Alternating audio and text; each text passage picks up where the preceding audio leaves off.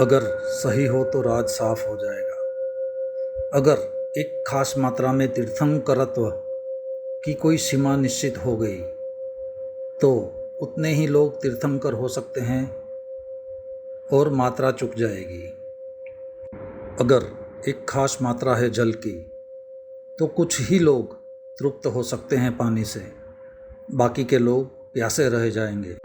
और बात भी सच मालूम पड़ती है, क्योंकि बुद्धि भी भौतिक है, मस्तिष्क भी भौतिक है, इसीलिए मात्रा तो होनी ही चाहिए और एक खास मात्रा से ज़्यादा तीर्थंकर नहीं हो सकते। इसका तो यह अर्थ हुआ कि तीर्थंकर भी दोषी है। जो लोग तीर्थंकर नहीं हो पाते उनके लिए वह उतना ही दोषी है, जैसा कि धनी उनके लिए दोषी है जो भिखमंगे रह जाते हैं। तो ज्ञानी भी अज्ञानी के लिए भागीदार है। सूफी एक कहानी के द्वारा यही कह रहे हैं। ये कहानी बड़ी मज़ेदार कहानी है, इसीलिए बड़ी मीठी है। एक चोर घुसा है एक घर में। इर्ची तिरछी थी खिड़की, चोट खा गया, सिर टूट गया, हाथ पैर की हड्डी टूट गई। उसने जाकर अदालत में मुकदमा कर दिया। पहले तो हमें लगेगा कि चोर अक्सर मुकदमा नहीं करते, लेकिन तुम गलती में हो। चोर सबसे पहले मुकदमा करता है। अदालतों में चोरों के अतिरिक्त और कोई मुकदमे करने जाता ही नहीं, और इसके पहले कि दूसरा चोर मुकदमा करे, होशियार चोर पहले ही मुकदमा कर देता है। इस सत्य को थोड़ा समझने की कोशिश करो। अगर अभी यहाँ किसी की भी जेब कट जाए तो जो आदमी जेब काटेगा वह सबसे ज़्यादा शोरगुल मचाएगा कि जेब काटना बहुत बुरा है, किसने काटा, पकड़ो, मारो।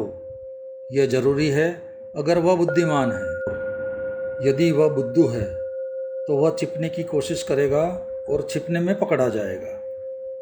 अगर थोड़ा भी कुशल है तो शोरगुल मचाएगा। शोरगुल से साफ हो जाएगा, किसी को भी ख्याल नहीं आएगा कि यह आदमी और चोर हो सकता है।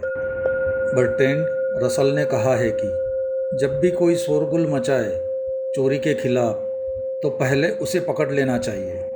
हमेशा पापी बहुत ज़्यादा पुण्य की बात करते हैं, क्योंकि पुण्य की चर्चा पाप को छिपाने के लिए धुआं बन जाती है।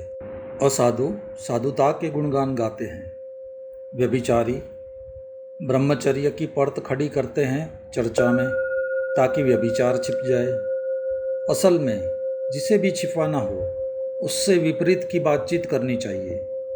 जिसे तुम चाहते हो प्रकट न हो जाए, उससे उल्टा प्रदर्शन करना चाहिए।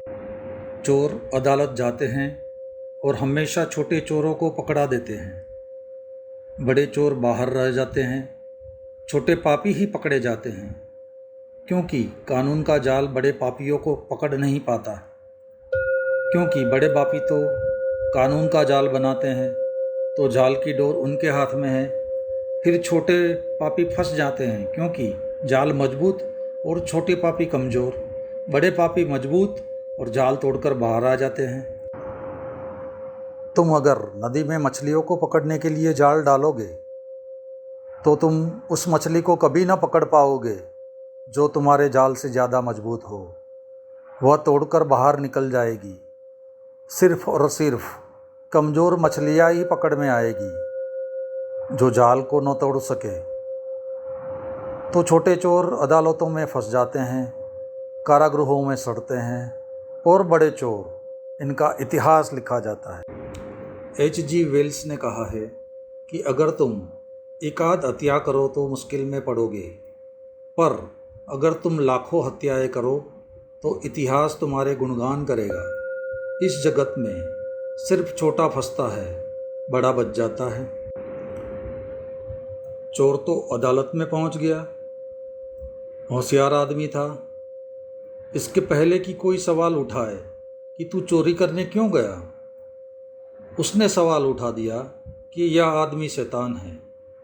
इसने ऐसी खिड़की क्यों बनाई कि यह किसी की जान ही ले ले। इसीलिए यह आदमी हत्यारा है। और भी एक बात समझने की है कि भला तुम चोरी करने गए हो तब भी तुम दोषी दूसरे को ही मानते हो। वह भी मन का सीधा सा नियम है। चोर भी दोषी दूसरे को ही मानता है।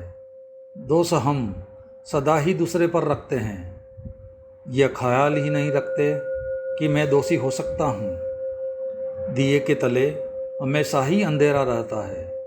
सब तरफ रोशनी होती है, उसी में सब दिखाई पड़ता है। मैं भर छिप जाता हूँ। इस चोर को भी यह ख्याल ना आया कि मैं चोरी करने गया था। सिर में लगी चोट, हाथ पैर टूट गए। ख्याल आया कि आदमी मकान का बनाने वाला जो मालिक है शरारती है। पहले से ही इसने खिड़की ऐसी बनाकर रखी कि किसी की जान ले ले।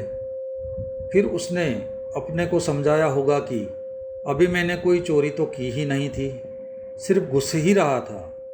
अभी घटना कोई घटी तो नहीं थी, इसीलिए दोषी होने का कोई सवाल ही नहीं था, क्योंकि चोरी हो जाए तभी दोष है। हम कृत्य में दोष मानते हैं, विचार में दोष नहीं मानते। अगर तुम किसी की हत्या कर दो तभी दोषी हो। तुम सिर्फ सोचते हो कि हत्या कर दे तो कोई भी अदालत तुम्हें पकड़ नहीं सकती। इस आदमी ने भी चोरी तो नहीं की थी, खिड़की पर ही था, अभी सोचा ही था। सोचने से कोई चोर होता नहीं, यह हमारा मन हमें समझाता है। सोचने से कोई हत्यारा नहीं होता, व्यभिचारी नहीं होता।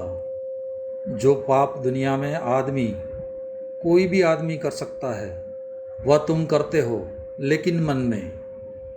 खिड़की पर ही थे, अभी भीतर तो गए नहीं।